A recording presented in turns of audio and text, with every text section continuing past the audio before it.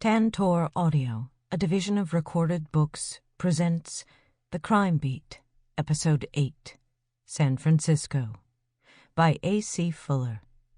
Narrated by Emily Sutton-Smith. Chapter 1. Sunday. "You awake?" Cole recognized the voice, but it wasn't one of the nurses. Her vision was cloudy and her eyelids nearly caked shut. She rubbed them with one hand and reached for the dilaudid, patient-controlled analgesic button with the other. She pressed it 3 times, though she'd been told it would only release 1 dose every 10 minutes. Jane. She blinked rapidly, trying to force the world into focus. Each blink shot a loop of pain around the side of her face to her temples, then back across her forehead. Her whole body ached. She pressed the button again. She blinked once more, and a dark shape came into view. A woman dressed in black hovered over her bed. She had straight black hair and looked vaguely familiar.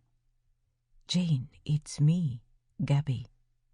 She tried to mouth the name, but her lips were dry, her tongue like sandpaper. Where the hell had Gabby been? Why was she now in Tokyo? Gabby stepped forward and the blurry edges of her face came into focus. "You look like hell, Jane. Does Rob know?" Cole couldn't tell if she'd moved her head when she tried to nod. Odd, blurry memories swept through her mind, adding to her confusion. "I can tell you're out of it. Dilaudid drip. You've probably been in and out of sleep. The doctors say you're gonna be fine, though. Out of here in a few days. Week or 2 of bed rest after that, and, well, a full recovery sounds likely. If Japanese doctors are anything like American doctors, they err on the side of worst possible scenarios." Cole opened her mouth to object.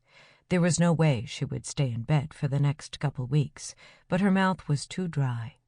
Her vision came into focus and she lifted her head a couple inches from the pillow. Gabby stood over her, face frozen in a severe frown. She wore blue jeans and a black top, and a silver and black laptop bag was slung over her shoulder. It was the exact outfit she'd worn when they met in Las Vegas. It felt like a lifetime ago. Gabby let out a long sigh. "You're wondering why I'm here, and how I knew you were here, right?" Cole nodded weakly. She wanted to add a question, "And where the hell have you been?" but not badly enough to try to speak again. Her head swam with shadowy memories. The hotel, her room service order, the man who'd stabbed her. A conversation with Rob. Had that been real or a dream? The opiates were affecting her sense of reality, but knowing that wasn't the same as knowing which of her memories were true and which had been dreamed. Gabby put a hand on her shoulder. "After I met you and Rob in Las Vegas, I had to disappear. Go dark. Turns out the NYPD doesn't look fondly on ex-cops going rogue and leaking information to journalists straight or to the internet. Neither does the New York State Unified Court System." She frowned. "And neither does the CIA. Especially not them." Gabby went quiet as Cole's mind worked.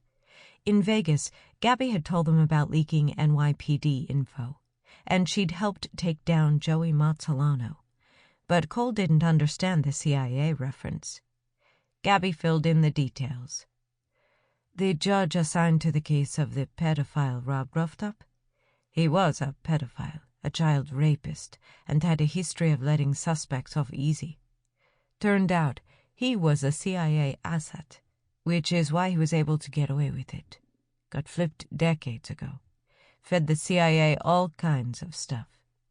Now he's dead." Cole felt her eyes open wide. Gabby was ruthless, but Cole never suspected she was a killer. Gabby pulled the curtains closed to give them more privacy. "I didn't kill him," she said, as though reading her mind. Without the bright lights of Tokyo flickering through the window, the room was darker, lit only by sconces on the wall. "I told Rob I'd look into him, and I did. Some of his secrets leaked onto the internet, and he took matters into his own hands. Gabby walked from one side of the hospital bed to the other, inspecting the wall-mounted devices monitoring Cole's vitals. "Ask me?" Gabby continued. "We're better off without the guy. But after I found out about him, I knew I had to disappear. CIA doesn't like people ruining decades of their work." With great effort, Cole reached for a paper cup of ice on the table beside the bed. She crunched into a piece and let it melt down her throat, then said, "London? That document? Kane? Try not to talk too much, Jane. You need to regain your strength." Gabby handed her a lemon glycerin swab from the bedside, and Cole ran it through her mouth, unsticking her teeth from her cheeks. "But yes," Gabby said, "I was the one who sent you the document in London."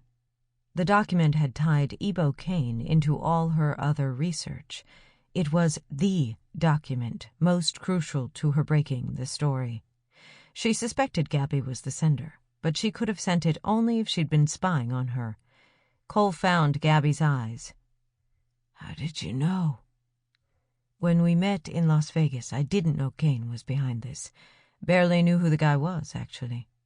I was on your laptop while you were in London, tracking your searches. Once I saw you were on to Kane, I knew I'd be able to get something you wouldn't." "Been on my laptop? How?"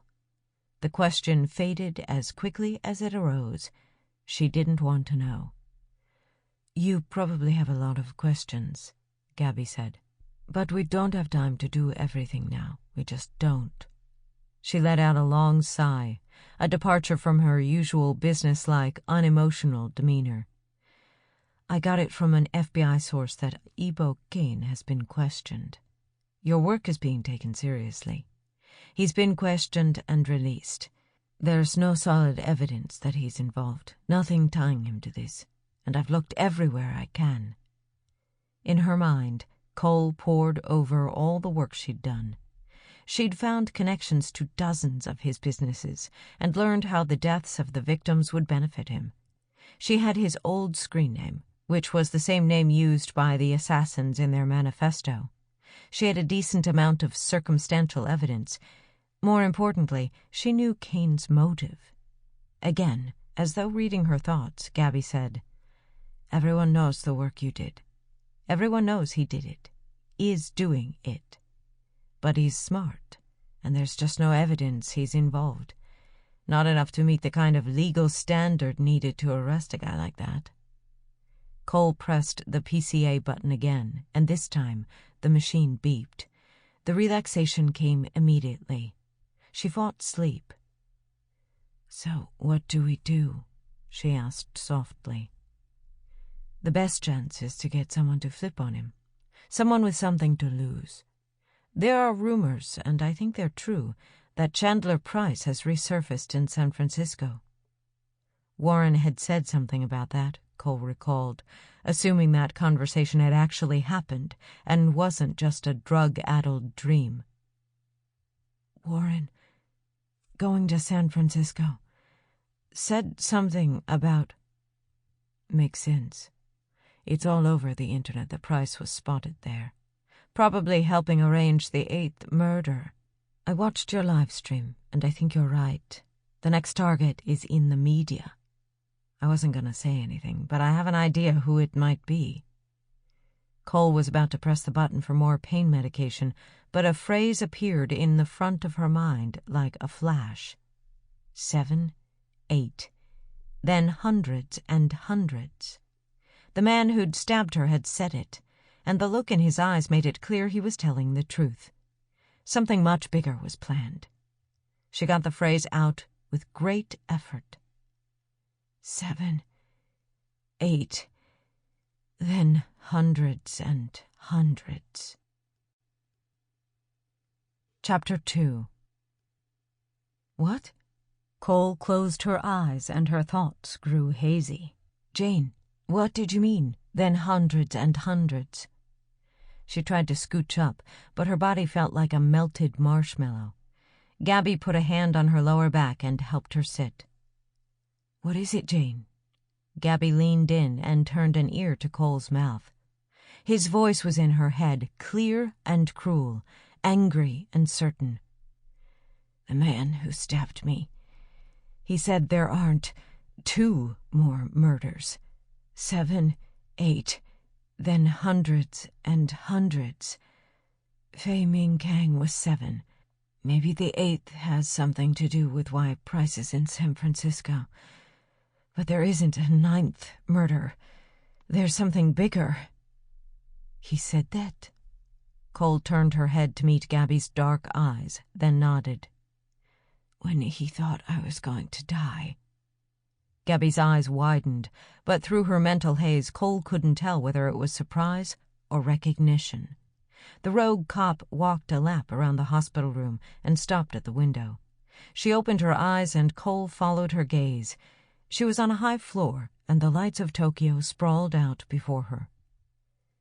"What time is it?" Cole asked. Gabby didn't turn from the window. "Around 9. Took me almost a day to get here, and the doctors told me you slept for almost the entire time." "What are you thinking?" "In Vegas, I told you I'd left JTTF, left the NYPD, gone rogue. It's funny, in some ways I'm after the same things as the terrorists. Some of the people they took out were real sick bastards, corrupt politicians, drug dealers. But the way they're doing it..." Still staring out the window, she shook her head. "It's just wrong. And honestly, it's got me questioning how I go about things." "You use the truth to bring people to justice outside the system. They're just murdering people. It's not the same." "It's not, but still." "This about the judge?" Without turning, Gabby nodded into the window. The reflection of her face looked worn and tired. "You feel bad that he killed himself?" She turned quickly. "You see the stuff I leaked? No, of course you didn't. You've been here. I don't feel even a moment of sadness that he's dead. I'd have killed him myself.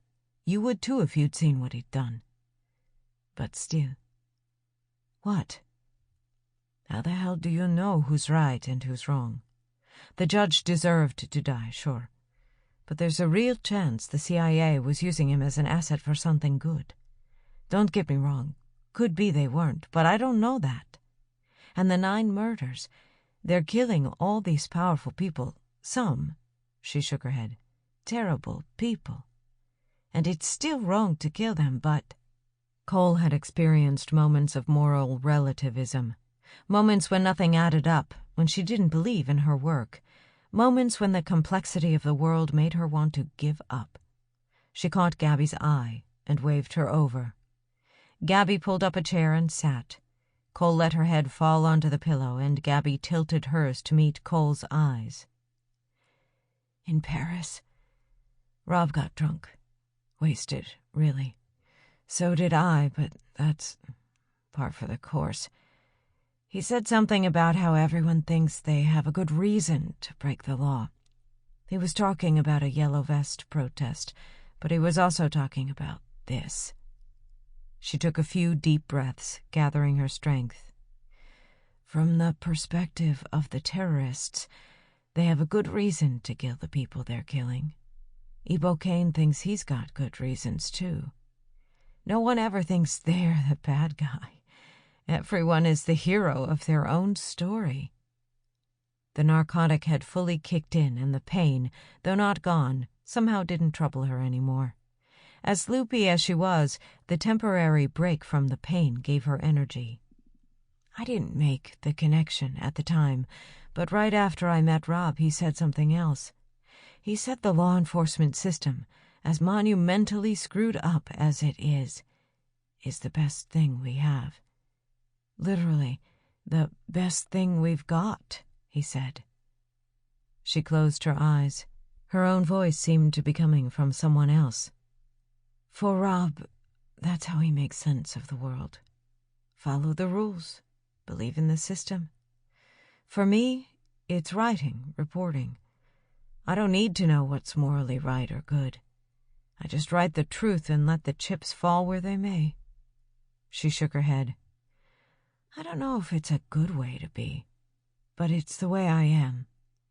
Old editor told me once to break the story before the story breaks me." Wet tears slid down her cheeks. "I'm broken now. This one has almost killed me." Gabby put a hand on her shoulder. Cole got the sense she didn't know what to say. Gabby wasn't a sentimental person, wasn't one for deep conversations. "Matt, my husband, he made sense of the world with religion, with good acts. He was a good person. She drew a deep breath. He what?" The mention of Matt brought the conversation with Warren to mind. It had happened. He'd spoken with Bakari Smith while in D.C. William Way worked for Ebo Kane. Marty Goldberg wasn't only a lobbyist. He laundered money for Kane, drug money from heroin, run from Afghanistan into China. Kane was in competition with Anna Diaz. "We need to get out of here," Cole said. "You can't leave for at least another day. I don't know how you got in or how you even knew where I was. Fake IDs, hacking the Japanese hospital record system, doesn't matter. You're going to do whatever the hell you need to do to get me out of here. And you're going to get me to San Francisco. Get us to San Francisco. And we're going to finish this thing." Gabby was silent for a long moment, then stepped back from the bed, giving Cole room. "Can you stand?" Cole took a deep breath and tried to slide her back up the mound of pillows, but she had no energy. She threw the pillows to the floor, then scooched so her back was against the headboard. Pressing her feet into the bed, she pushed herself up slowly. Hot rivets of pain overwhelmed the opioids running through her system. "Ack!" Gabby winced. "I'll go to SF.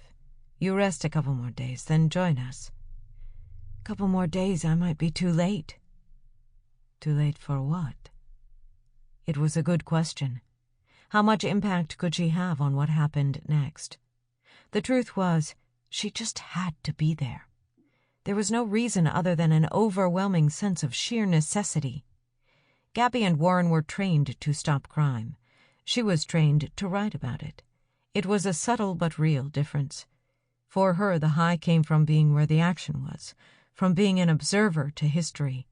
She didn't answer Gabby's question. Using her hands to assist her weakened legs, she shoved them over the side of the bed. Her feet dangled a few inches off the floor. "Will they let me out?" "They have to, unless you're a danger to others or are being held involuntarily for mental health reasons. They'll let you out." She swept a hand out before her, as though offering up the floor space, daring Cole to try to stand. "The IV, my pain meds." She waved at the clear tubing that ran from her arm to a bag of fluids. "I wondered when you'd remember that." Gabby sat next to her and cocked her head to the side, a concerned look spreading across her face. Cole was about to get a lecture. "Look, if you want to come, then fine. But are you willing to let me be in charge?" Cole nodded hastily. Fine. "No." Gabby locked eyes with her. "I need to be in charge. I told you to go to London, gave you the damn tickets. That led you to Kane, then to Paris, then here. Then you got stabbed. By rights, you should have been killed. The guy who stabbed you is a deranged fanatic. Michael Ragg, too, but Ebo Kane isn't. He doesn't get off on killing people, doesn't want revenge. His only ideology is power. The murders are a means to an end." She shook her head. "I almost feel bad for all these ultra-nationalist seps. Kane used their ideologies to make them kill for him. Amazing how easily powerful men can manipulate people's emotions." Cole grew impatient. In her mind, she was already on a plane to San Francisco. "I wrote the damn article. Gabby. I know what Kane is doing." "Jane, listen. I can go to the doctors and talk you out of here. I'll get you pain meds. We'll pick them up on the way to the airport. I'll have your back." She sighed. "Your research and reporting broke this case when I couldn't, when no one else could, and everyone owes you. But I'll be damned if I'm gonna let you get shot. Or worse, bleed out 30,000 feet over the Pacific." Cole chuckled, causing a lance of pain to stab her ribs. "Would it really be worse to bleed out over the ocean than to get shot by a sniper?" Gabby put a hand on her forearm. "Having done neither, I don't know. My point is, if I get you out of here, I'm in charge. There's a reason I stay in the shadows. I come out of them. It's on my terms." Cole looked into her eyes. Gabby didn't look afraid, just deadly serious. It struck her then that she and Gabby were from two entirely different worlds. Gabby had killed people, she was sure. She'd brought down Mazzolano, probably others. She was a fugitive. "You're in charge," Cole said softly. Gabby's serious look remained for a moment. Then she smiled. "Give me half an hour. I'll talk you out of here. That doesn't work, I'll use a fake State Department ID." Chapter 3. Monday. Samuel DeLong stared at the endless vista of low lights that made up Los Angeles. For the first time in years, indecision paralyzed him. His orange and white tabby cat, Dexter, purred in his lap. DeLong stroked his fur. The cat gave him comfort and quieted the questions that swirled through his mind, but not even Dexter's reliable love could silence them. Since planting 120 pounds of RDX in the basement of Club God, everything had gone wrong. First, there was the empty feeling he'd had while celebrating with his online brothers in their group chat. He'd posted the message as planned, starting the clock on the final, explosive phase of the plan. He'd accepted their congratulations, but nothing had felt the way he'd expected. The next morning, he'd hopped in the chat room again, only to learn that something had gone wrong with the planned 8th murder, the last act before the finale. Security had been tightened everywhere, especially for the rich, famous, and powerful. They'd learned Roberto Santos had a team of 10 guards, all former members of the Comando de Operações Especiais, Brazil's elite special operations force known as COPESP. They were the best-trained military personnel in South America. DeLong despised the man they guarded, but was smart enough to respect the abilities of the men guarding him. Santos's trip to San Francisco had been planned for months. DeLong and his brothers had anticipated tight security. Security efforts were expected to increase with each murder, but Santos was taking extreme measures. He'd canceled or rearranged some planned tourist activities. He'd switched email addresses, possibly after learning they'd been hacked, and so far they'd been unable to access his cell phone. Other than the Conference on Media Ownership keynote, they couldn't be sure where he'd be, or when. At the conference, he'd been untouchable. Security had been increased tenfold. In the chat room, his brothers were on edge. Kane, still chatting as General Key, had demanded a solution. DeLong had agreed to take the next flight to San Francisco. Instead, he'd sat on his bed, petting Dexter and staring out at the Los Angeles skyline as the sun rose. The burner phone he'd ordered on Amazon rang. He'd only shared the contact information with one person, Chandler Price. "Chandy," he said the name with fake enthusiasm. "Sam, you know I don't like it when you call me that. My older brother called me that. Hated the bastard." "Okay, Chandy." He'd been on the same team with this guy for a year, but DeLong hated rich people reflexively, as a matter of principle. Price sighed. "You in SF yet?" "Still in L.A." "What? Why? You said—" "I had second thoughts, Chandy. I'm not sure we're approaching this thing right. Why do we even need Santos? We have New Year's Eve." Price stammered something he couldn't make out. DeLong loved the thought of the little old dumpling of a man getting angrier and angrier, his face turning beet red. Pissing off rich people was the sport. Calm down, Chandy. Why don't you take Santos out yourself? You're a tough guy, right? You know I can't do that. I'm old, rich, and fat. What the hell has gotten into you, Sam? I mean, gunner vision. I thought we were in this together. A bird landed on the windowsill, and Dexter perked up. DeLong stroked his back until the bird flew away. What the hell was he doing? Picking a fight with an old millionaire just to be a jerk? He sighed. Look, Chandler, I'm sorry.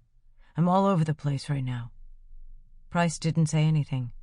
There was so much unspoken between them, and yet DeLong couldn't find the words. After a long silence, DeLong said, Where are you staying? Dunmore East.